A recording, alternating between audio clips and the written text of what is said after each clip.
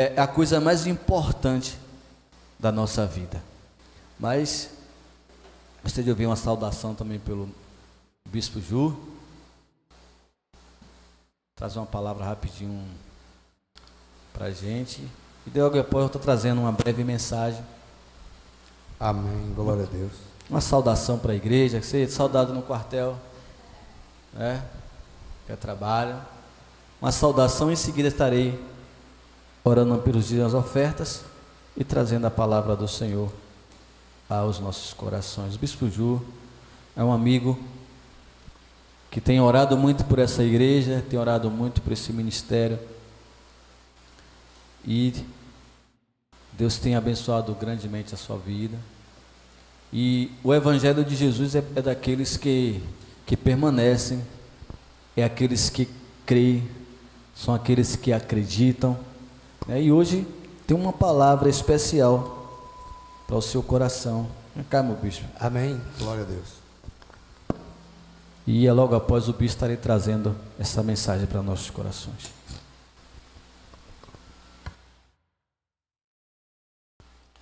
Amém, glória a Deus.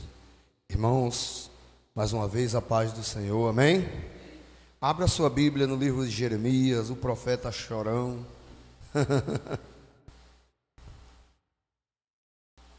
Eu estava dando uma olhada, né, na internet, TikTok, Kawaii, Facebook e Instagram. E eu nunca vi tanta gente pregando contra a igreja, contra a Bíblia, contra pastores, como eu estou vendo agora. Mas o que está acontecendo, o apóstolo Paulo, ele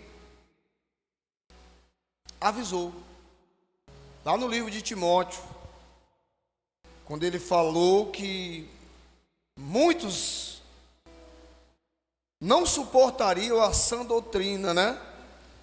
E teriam a mente cauterizada por dar ouvidos a espíritos malignos. E a gente está vendo, né, gente?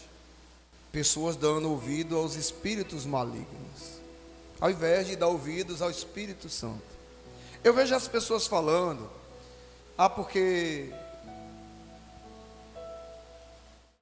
Por exemplo, eu estava vendo um rapaz falando, um pastor, teólogo,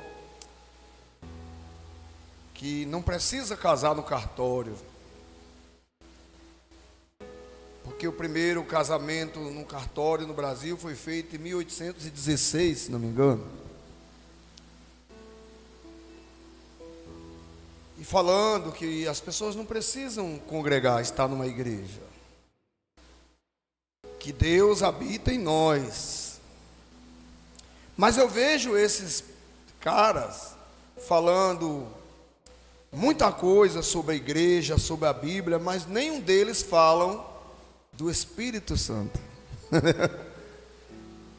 E o Senhor falou ao meu coração, pastor Davi, presta atenção, eles vão falar um monte de coisa aí, mas presta atenção se eles vão falar do Espírito Santo.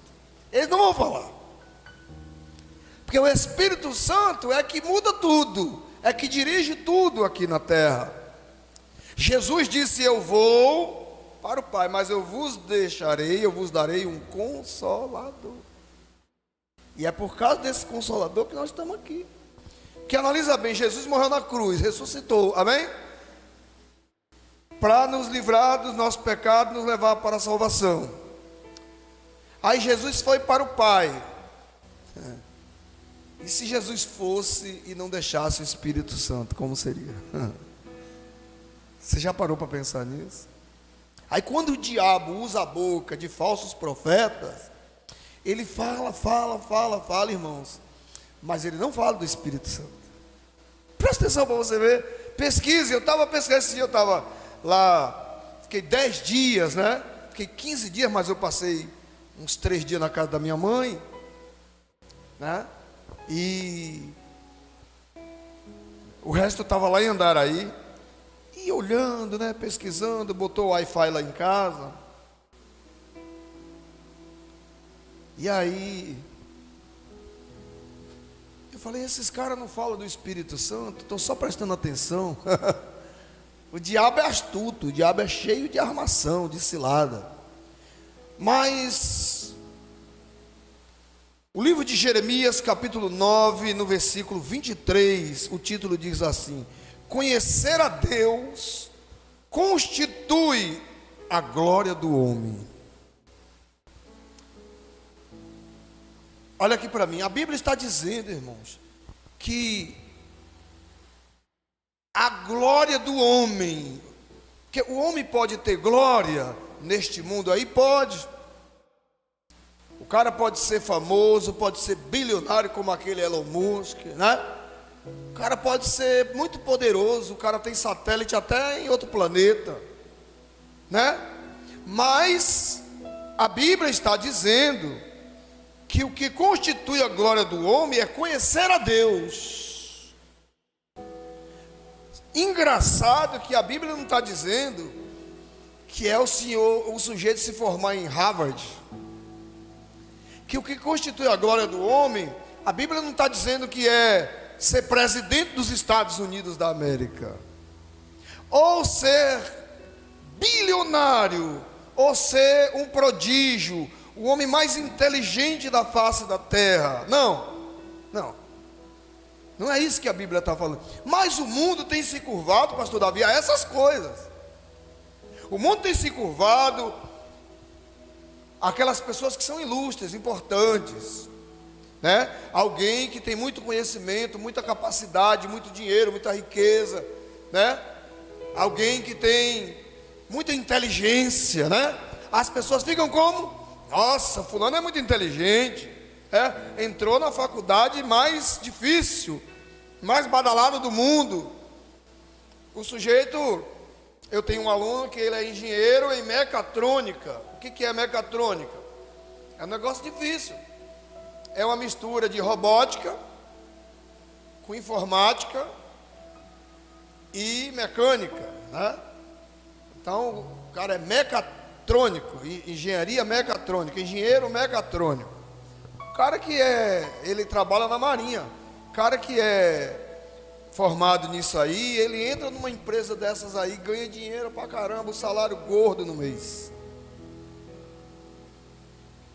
E ele estava me falando que ele compra apartamentos, aqui em Laura ele tem uns 5 apartamentos, ele compra e aluga. E ele mora aqui pertinho, nesse condomínio. Quando você vai aqui, antes da Igreja Universal não tem um condomínio, ele mora ali.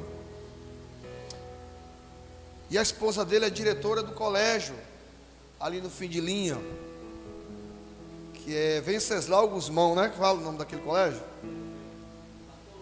Bartolomeu Guzmão, né? Aí a palavra diz, é só 3 versículos, irmãos. Assim diz o Senhor, versículo 23: não se glorie o sábio na sua sabedoria, nem o forte na sua força, nem o rico nas suas riquezas, mas o que se gloriar, glorie-se nisto, em me conhecer e saber que eu sou o Senhor, e faço misericórdia, juízo e justiça na terra, porque destas coisas me agrado, diz o Senhor. Diga glória a Deus. Eis que vem dias, diz o Senhor, em que castigarei a todos e circundarei a todos os circundados, os circuncidados, juntamente com os incircuncisos. Amém? Ora, Deus aqui, ele toma o profeta Jeremias. Amém, irmão? Você sabe o que é interessante? É que hoje, quando alguém vai falar com a igreja, esse alguém que fala é o Espírito Santo. O Espírito Santo usa a boca do levita, do missionário, do evangelista, do presbítero, do obreiro, do pastor, do bispo ou do apóstolo. Hoje, Mas antigamente, no tempo dos profetas e dos reis, Deus ele vinha, pastor Davi, e falava com o profeta. Deus falava com Jeremias. Deus fala com Jeremias que ele vai ser profeta, que ele vai pregar. Ele fala: não, Senhor, eu não parto de uma criança, eu não sei nem falar, eu não sei como me conduzir. E Deus fala: rapaz, eu vou colocar as palavras na tua boca. Eu sei que tu é chorão, que tu é molão. Eu sei que tu não dá conta assim. Se fosse por ti mesmo, tu não ia dar conta. Mas eu sou Deus, rapaz, que fala contigo. Eu coloco a palavra na tua boca. E agora, quem está falando aqui não é o Zé da esquina, é o próprio Deus. Não é como nos dias de hoje, não é como nos dias dos apóstolos, que eles conheceram a Jesus, o Filho. Não. Eu fico arrepiado, esse texto é tão glorioso, porque é o próprio Deus falando. Deus toma a boca do profeta Jeremias, e Jeremias aqui ele está pregando para alguém dizendo: o Senhor, assim diz o Senhor. Agora preste atenção, Senhor com letra maiúscula, é o próprio Deus falando, amém? Todas as vezes que você lê Senhor com letra maiúscula, é o próprio Deus falando. Observe que o texto, ele começa, né, com assim, o A maiúsculo, as outras letras minúsculas, e aí vem diz, tudo minúsculo. Quando chega no Senhor, é tudo maiúsculo. É Deus falando à igreja. Assim diz o Senhor: não se glorie o sábio na sua sabedoria. Porque tem gente que é a sabedoria mundana, né? Hoje tem muitos conselheiros sentimental dando conselho na internet. Hoje tem muitos coaches, né, que dá conselhos sobre vida financeira, né? Tem muitos mentores, pessoas que dão mentoria, né, que são pessoas muito inteligentes, que têm uma certa sabedoria, mas a sabedoria deste mundo não é a sabedoria que vem do alto. A gente fala assim: não, meu avô, minha avó, meus bisavós tinham muita sabedoria. A sabedoria deles, na verdade, era a experiência de vida que eles viveram, os anos que eles viveram, e acumularam experiência, e assim aprenderam a ter sabedoria. Mas não é a sabedoria de Deus. E aqui está dizendo: não se glorie o sábio na sua sabedoria.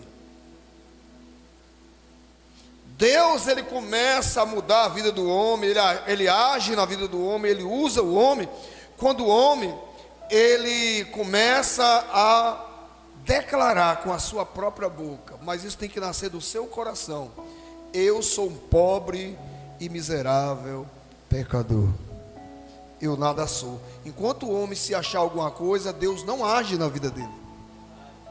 Deus não age na vida do orgulhoso, do homem opulento, daquele que estufa o peito e fala: eu sou. Deus não age. Ora, se eu já sou tanta coisa, eu não preciso nem de Deus. E aí ele diz assim: nem o forte na sua força. Alguém vê um homem grande, forte. Olha, irmãos, quando eu lutava, né? Quando eu lutava, eu gostava de lutar na categoria Open, na categoria absoluta. Na categoria, eu sou todo quebrado, né? Todos os dedos das mãos, todos os dedos dos pés, porque eu lutava com um homem de 1,95 m. E eu tive um professor que ele me ensinou um negócio. Presta atenção, pega isso aqui para a tua vida. Ele disse assim: Juvenal, quando o cara ele é muito grande, primeiro ele confia no tamanho dele, e depois ele confia na força que ele tem. Ele tem os braços e as pernas longas. Ele não acha que um cara pequeno vai enfrentar ele de igual para igual. Ele fala: esse pequenininho aí não vai me enfrentar. Então todas as vezes que você enfrentar ele de igual, para ele vai ser uma grande surpresa. Ele vai falar: caramba, esse pequenininho aí, hein, me surpreendeu. Porque ele vai olhar para você e vai te subestimar. Ele vai olhar para você e vai dizer: ah, isso aí não dá nem um caldo. E eu me especializei em lutar com homens grandes. e ganhar. Eu ganhei o Campeonato Brasileiro em Joinville, no ano de 2000, em outubro de 2000. E parece que naquele dia, eu não sei se foi Deus ou foi o diabo, que escolheu só os caras grandes para lutar comigo. Eram mais de 80 caras, dividiu em 2 tatames, 2 áreas de competição, e saía 2 do tatame de lá, com 2 desse aqui para fazer as finais. E eu lutei a semifinal com um cara que era da Força Aérea Brasileira, um negão grandão lá de Brasília. E quando eu me lembro como se fosse hoje, irmãos, isso tem tudo a ver com o texto. Eu estou aqui lutando e o cara está lá na outra área, eu não tinha visto o cara. Um pai de aluno meu que estava me acompanhando, que trabalha na Câmara de Vereadores de Ilhabela, o Dagoberto, ele falou assim, sem ser Juvenal, ó, vem cá, parabéns, você está muito bem, está ganhando todas, está muito bem. Mas ó, você já viu aquele negão lá, ó, e eu olho, está o negão lutando. Rapaz, ele faz com as pernas de que ninguém faz com as mãos, ele põe a perna aqui, ó. O cara fazia isso. Aí eu olhei para o Dagoberto, eu nunca vou esquecer isso. A última vez que eu vi Dagoberto foi em 2018. E a gente lembrou esse fato. Eu disse, Dagoberto, assim, bem sério, naquele calor molhado de suor, falei, ó, não tem água que não mole, não tem fogo que não queima. Desse jeito. Não tem água que não mole, não tem fogo que não queima. Ele pode ser o que for, vamos ver quando ele chegar aqui. E rapaz, a próxima luta era com quem? Aquele cara. E eu já estava no espírito. Ele levantava a perna, eu mergulhava pelo meio das pernas dele, pau. Ele não encostou a mão em mim. E a final foi só no outro dia, com um cara de Londrina, no Paraná, e eu fui campeão brasileiro.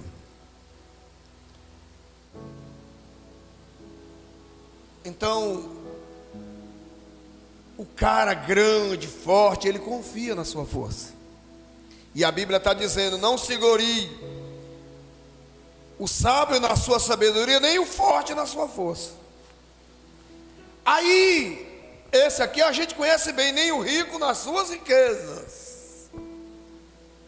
Porque a gente está vivendo num mundo, especialmente no nosso país, onde quem tem dinheiro parece que pode tudo.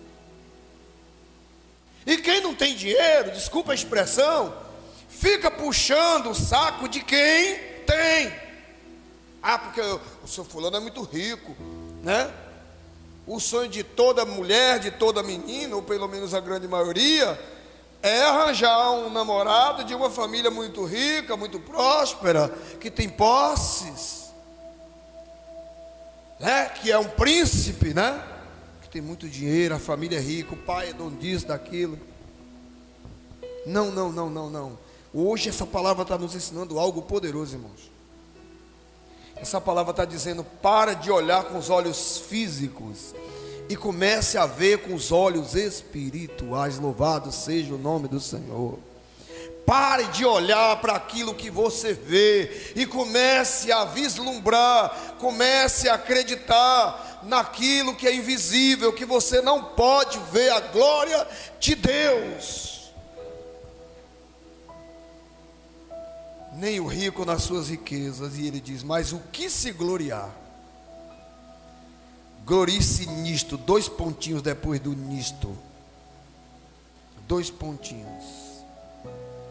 E o que é? Em me conhecer. Oh glória, como é forte isso. Em me conhecer. E saber que eu sou o Senhor. Porque quem conhece a Deus sabe o que Ele faz, o que Ele é capaz, é poderoso para fazer. Em me conhecer e saber que eu sou o Senhor. E novamente Senhor com letra maiúscula. E Ele diz aqui, e faço misericórdia, juízo e justiça na terra. Diga glória a Deus. Ei. Ele está dizendo que Ele faz essas coisas na terra. Ele faz na terra, irmão. Não é lá no céu depois que eu morrer for salvo. Não, não, não, não, não. Ele faz aqui. Quem não quer acreditar, problema. Mas o meu Deus está dizendo para mim e para vocês nessa noite, que Ele faz, oh aleluia, que Ele faz misericórdia. Quando eu ouço essa palavra misericórdia, eu lembro daquele sujeito que roubou, que era desonesto, um Zaqueu da vida. Aí Deus pega o sujeito que é traficante, que é criminoso.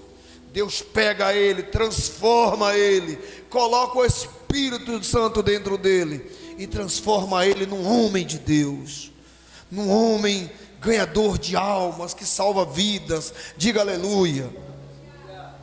Quando Deus pega um homem prostituto, uma mulher prostituta, uma pessoa cheia de erro, de defeito, um mentiroso, e aí o Senhor vai e converte ele. E a palavra conversão significa mudança de direção. O sujeito estava indo por um caminho totalmente errado, e ele decide ir por um caminho totalmente certo, totalmente novo. Isso é a misericórdia de Deus que nos alcança. E Ele está dizendo: eu faço misericórdia. E Ele faz mais, e faço juízo. Ei, aqui o negócio é mais pesado. Ele faz juízo. E eu tenho uma palavra para você nessa noite. Ah, bispo, estão me criticando, estão me caluniando. Uma irmã falou para mim assim: ó, o meu marido foi embora de casa, bispo, lá em Seabra. E aí ele saiu espalhando que eu fiz isso, que eu fiz aquilo. Eu nem da minha casa saio. E chorando, em depressão. E essa irmã, ela teve Covid no ano passado, agora em 2020. E eu disse a ela: ei, calma, para tudo.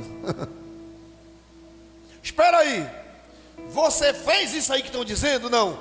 Você é isso aí que eles estão falando? Não. Eu falei: então sossega, relaxe, porque o nosso Deus, Ele é o justo juiz, e no tempo certo Ele vai cobrar de quem está fazendo essas coisas. Ele vai te exaltar nessa terra. Fica tranquila. E ela: ore por mim. Orei por ela. E depois ela disse: bispo, eu estou me sentindo mais forte. A palavra que o Senhor trouxe ao meu coração veio do céu, veio do trono de Deus. Porque sabe o que o diabo quer? Ele quer te deixar para baixo. O diabo quer nos derrubar. O diabo, ele quer nos fazer acreditar que Deus não é conosco, que Deus não está conosco, que porque você errou, alguém fez alguma coisa, que você está se sentindo fraco, que você está se sentindo para baixo, porque a gente é carne, amém? Tem uma hora que você fica para baixo, e nessa hora o diabo vem dizer para você assim: está vendo? Não está adiantando esse negócio de igreja. Não está adiantando esse negócio de campanha de oração, esse negócio de ir para o monte. Não está adiantando. Olha aí, olha o que está acontecendo contigo, olha o que está acontecendo com você aí. Sabe quando o problema vem no casamento? Aí o sujeito fala: está vendo aí? Aí o diabo fala: está vendo aí? Aí como é que está teu casamento? Aí como é que está teu marido? Olha como é que está tua esposa aí.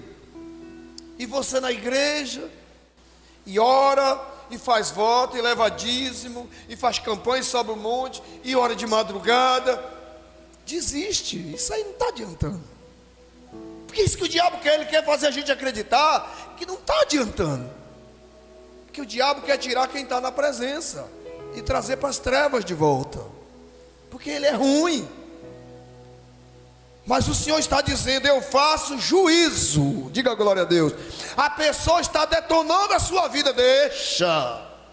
Está tirando tudo de você, está te enganando, deixa.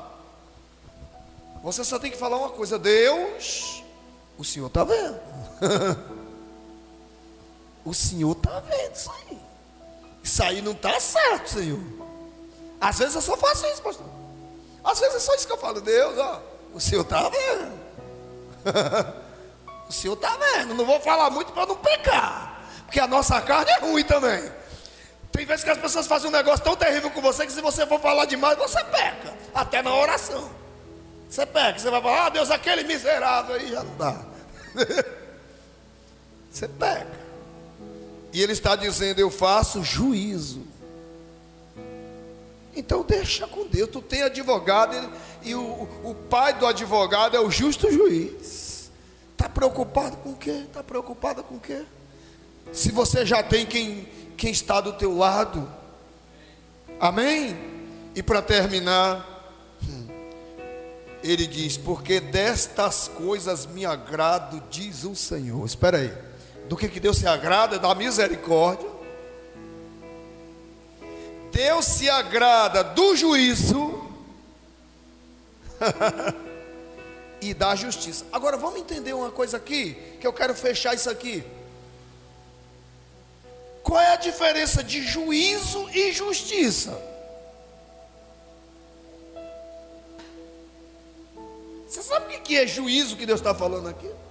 Porque ele fala juízo e logo em seguida ele vem com a palavra, logo em seguida com a palavra justiça. Justiça que nós conhecemos. Justiça é o que nós conhecemos. Não, Deus fez justiça na minha vida. Deus me deu causa ganha. Aquilo que o diabo roubou, Deus trouxe de volta para a minha mão, né? Deus é justo. Estava vendo o vídeo do apóstolo Hermínio, Luiz Hermínio, ele dando a caminhonete dele para o pastor dele, que orou por ele a vida toda, pagou preço por ele a vida toda, e não tinha um carro digno. Ele falou, eu estava orando a Deus para comprar um carro para dar para o meu pastor, mas como eu não tive condições de comprar o carro, eu vou dar a minha caminhonete. Ele está fazendo justiça na vida do pastor dele, que pagou o preço por ele a vida toda. Entenda bem? É uma forma de justiça. Mas aí, antes da justiça, a Bíblia está dizendo, o Senhor está dizendo, eu faço misericórdia, juízo. Esse juízo aqui, eu vou te dar um exemplo. A Bíblia diz que Dotã e Abirão se rebelaram contra Moisés, e eles estão pintando o diabo no arraial contra Moisés. Eles estão pintando e bordando. E Moisés, homem de Deus, está calado. Moisés está quieto. E a notícia está chegando. E o povo está falando. E o povo está falando. E Deus está calado. Deus não está falando nada. Porque quando foi com Miriam e Arão, que estava falando mal de Moisés, Deus falou, sai da tenda, Miriam. Sai da tenda, Arão. Sai da tenda, Moisés. Deus desceu para resolver o problema. Mas aqui na situação de Dotã e Abirão, Deus não faz isso. Deus se cala. E o povo está falando, semeando contenda. Os linguarudos estão falando, e Moisés está só ouvindo. Agora escuta como é que vem o juiz de Deus. Quando reúne todo mundo, Dotã e Abirão, eles tinham animais, família grande, filhos, esposas. Está todo mundo reunido. E está Dotã e Abirão no meio do povo, semeando o mal, semeando a contenda, falando, sabe aquele negócio de cochichar no ouvido, e falando, e se rebelando. Aí Moisés se zanga, e Moisés fala, se Deus é na minha vida, se Deus é comigo, se eu sou escolhido, o Senhor vai fazer uma coisa nova no meio de nós aqui hoje. Moisés nem fecha a boca, Moisés nem termina de falar, a terra abre a boca, pastor Davi, e engole Dotã, Abirão, toda a família deles e os bichos, os animais, vai tudo junto. Isso é juízo de Deus, diga aleluia. Isso é juízo de Deus.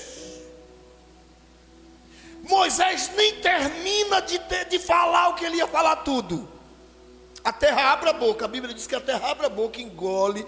Mas o interessante é que eram muita gente que saiu do Egito. E aí tem os que nasceram no deserto.